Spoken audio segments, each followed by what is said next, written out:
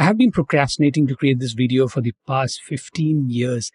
When I work with clients for essay editing, the one thing I always wanted to share is about finding an authentic emotion before writing the essay. This is a concept popular among actors.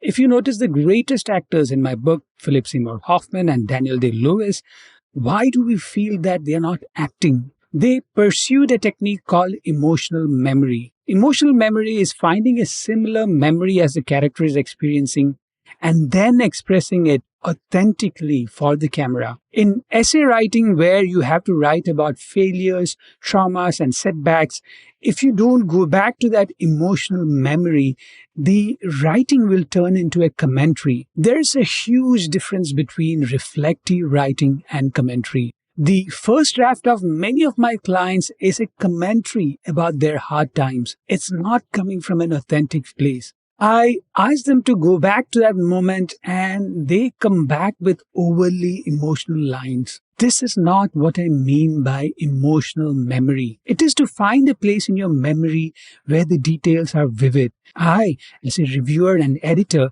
should feel that you have lived that moment, and it can only come from a place of genuine reflection. A shortcut to reaching an emotional state that reflects the event is to match the event to your day-to-day mood. In a 5-day work week, there would be days in which you won't be happy. A client or a supervisor wasn't happy with your output. A deadline was missed. A promotion that you anticipated didn't happen. When you are feeling low, write about failures, a weakness, or a trauma. This emotional state will help you find expressions, phrases, or words that match the emotional state you are writing about. Now, you can't wait endlessly to have a bad day. There is another shortcut to reach that stage, which actors call sense memory. If you're writing about an event 5 years back, play the popular song from that year. If your memory is associated with a place, try to go back to that location.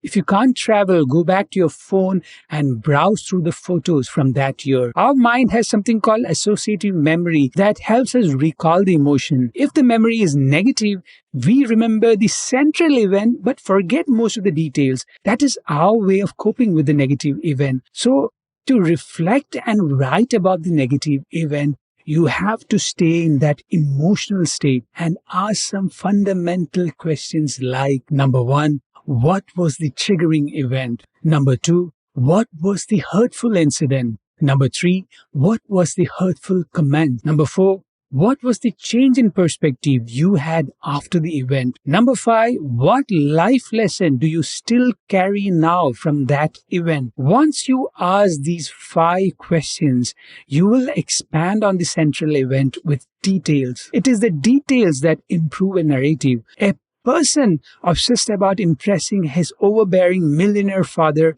went to a great extent to scale his startup. One such funding round led to a collaboration with an investor who found a loophole and fired him out of his own startup. His reflection was not just about the person who did harm to his dreams.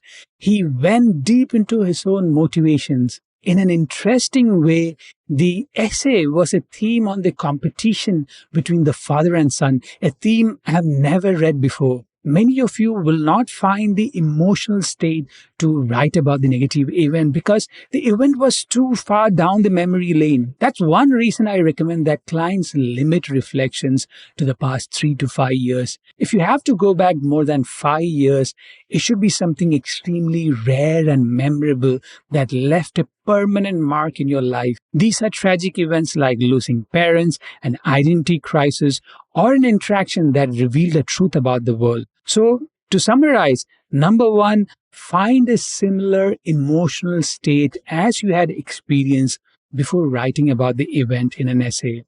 Number two, if you can't reach the emotional state, use sense memory from the year to capture the details. For any help brainstorming, editing, and reviewing your essays, reach out to me, Atul Jose, at editor@fngmat.com.